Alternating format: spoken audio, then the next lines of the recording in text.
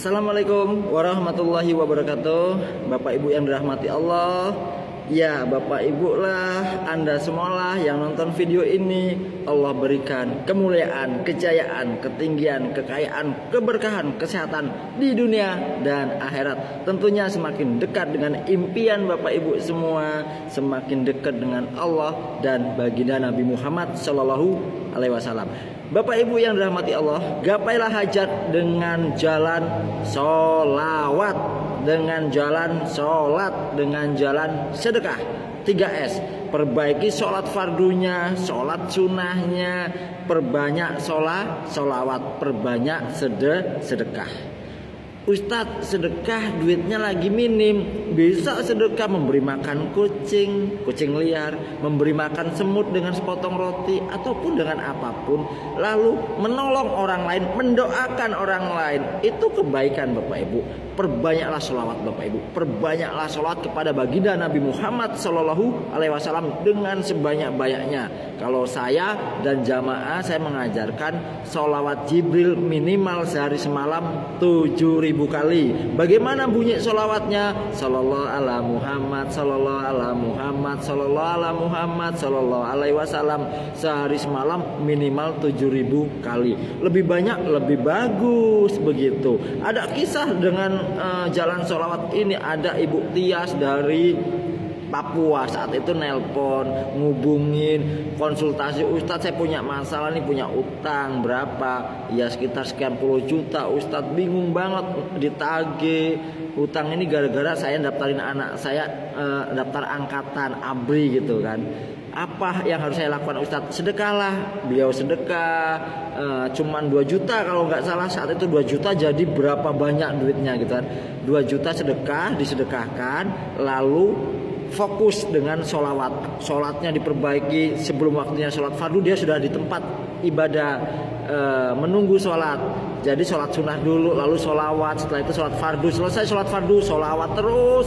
Malam tahajud, ya duha, 3 hari Bapak Ibu, lebih dari 80 juta 3 hari lunas. Gimana caranya Allah lunasin? Pada saat itu dia minta doa, Ustadz doain saya supaya warung saya, toko saya, usaha saya ini maju. Maka yaudah saya doain minimal omsetnya sehari 6 juta. Alhamdulillah Bapak Ibu, omsetnya dia sekarang sudah lebih dari 10 juta, kadang 15 juta seharinya.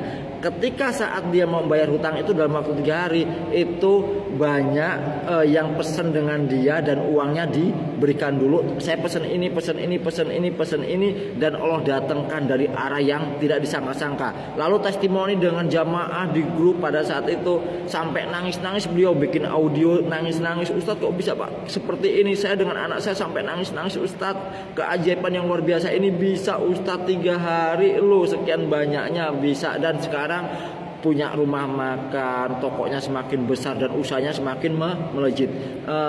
Beliau mengamalkan ilmu magnet rezeki dalam waktu nggak lebih dari sebulan. Saat itu gabung grup, lalu ada bimbingan-bimbingan, dan yang terjadi keajaiban datang melimpah ruah. Dengan apa?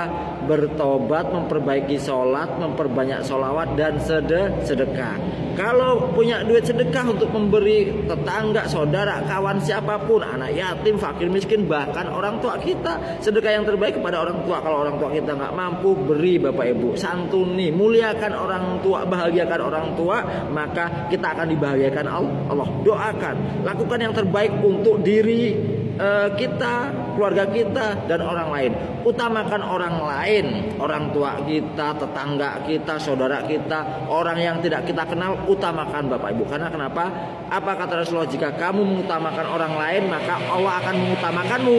Jika kamu menolong orang lain, Allah pasti akan menolongmu. Jika kamu membahagiakan orang lain, Allah pasti akan membahagiakanmu. Jika kamu memuliakan, membahagiakan, menolong, maka apa yang terjadi? Kita sesungguhnya sedang menolong diri kita sendiri, memuliakan diri kita sendiri, membahagiakan diri kita sendiri. Begitu Bapak Ibu. Jika kita sedang sedekah, memberi orang lain, menolong orang lain dengan harta kita, memberi dengan sedekah, sesungguhnya kita sedang memberi diri kita sendiri.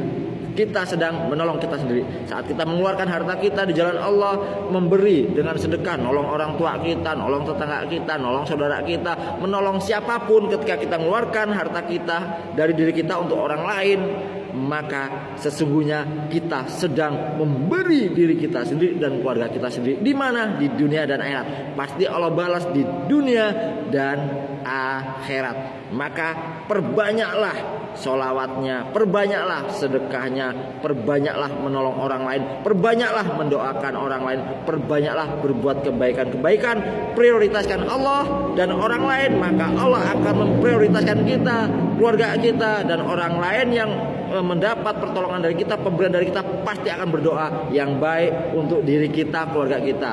Dan disitulah keajaiban-keajaiban akan datang menyertai diri kita, keluarga kita, Bapak Ibu. Kalau kita berbuat positif untuk orang lain, kalau kita selalu berbuat positif, maka hasilnya akan positif. Simple kok. Apa yang kita tanam, itulah yang akan kita petik di mana? Di dunia dan akhirat. Kalau kita menanam kebaikan di dunia, maka kita akan mendapatkan kebaikan di dunia dan akhirat. Itulah Anda semua, kita semua. Amin. Semangat menggapai impian, menggapai ridha Allah. Salam.